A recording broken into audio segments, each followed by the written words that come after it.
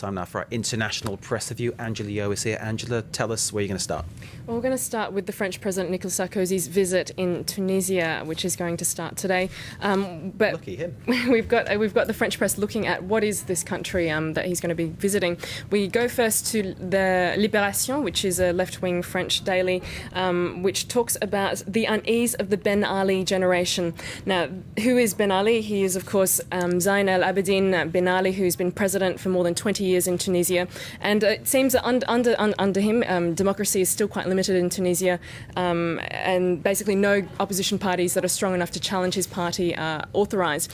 Now, the press is still tightly controlled and criticism is repressed, but it seems this article says that there are more and more demonstrations. They're slowly getting bigger and bigger. But just to give you an idea of how tightly the media is controlled, we go to an article from Le Figaro, which says, when even the weather is no longer politically correct. Now, this is a journalist from La Presse, which is actually a mouthpiece of the ruling party, told us that this newspaper used to be a newspaper of reference, but now it basically gives zero information. Now, just to go back to that headline, the weather, there was an article about, that was called "Help, It's Raining," and that was censored.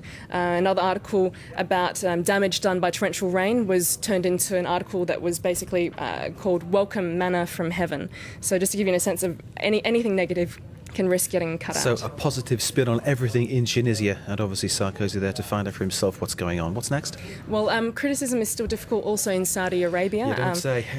There's an article from the Christian Science Monitor about a popular blogger who was jailed for 4 months with no charges.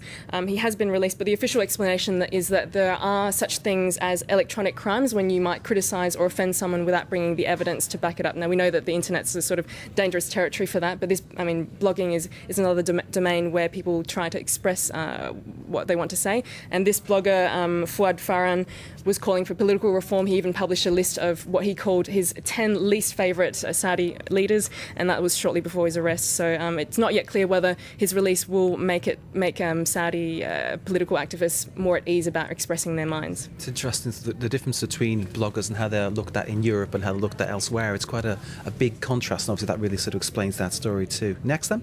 Next, we have another shooting in the United States, a shooting in South Carolina. We have an article from the Easley Progress, just very briefly, talking about an 18-year-old Nathaniel Dixon who was charged with shooting dead his father, stepmother, brother and stepsister. His motives are not yet clear, but there's a struggle to understand what happened there. But we go to an article from the Post and Courier, which is from South Carolina, also about gun laws, because this is, of course, still an issue for debate in the United States. And there's a controversial move to bar the public from knowing who has concealed weapons licenses.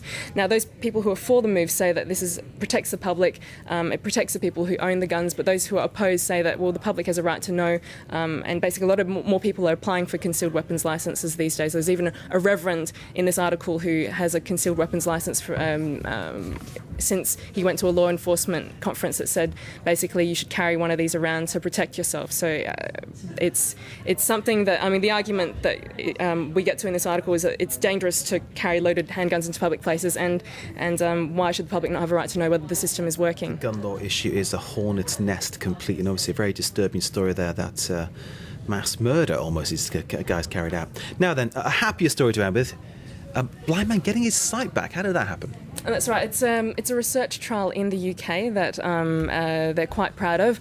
It was we've got a picture there of a young man who has a degenerative gene eye problem, and they basically injected some normal genes into his eyes, and he's gotten some of his sight back. So it's quite encouraging. Excellent, Angela. Thank you very much. A nice story to end on there.